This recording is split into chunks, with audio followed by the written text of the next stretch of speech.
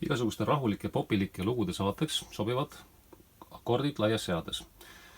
Ja võttes nüüd näiteks C-tuuri kitsas seades siit madalalt, siis sellisel kujul ta ikka kõlab. Ja lai seade on kõige lihtsam nii teha, et keskmine hääl viiakse oktav ülesse. See käib iga akordi kohta, on ta siis tuur või moll 3 kõla. Ja sama käib ka akordi pöörde kohta. Et näiteks C-tuur põhikujus on selline kitsas seade, nüüd keskmine hääl läheb oktav ülesse. Saame laia seade.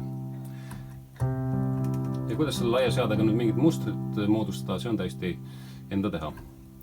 Sama saab ka teha nüüd akordipööretega, nagu ma ütlesin. Nüüd on C-tuuri esimene pööre, et kes on muusikateooriat õppinud, teab, et see on sekstakord. Või siis akordimärgina võib ta näha välja nagu C-tuur E-bassiga. Ja jällegi keskmine hääl läheb oktav ülesse.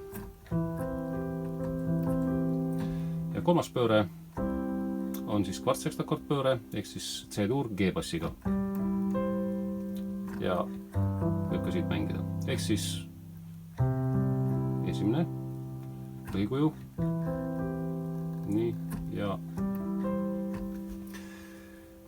ja Shreki lugu saab siis mängida täpselt samasuguste akordidega. Esimene akord on A-moll, laias seades ja mängin kogu loo.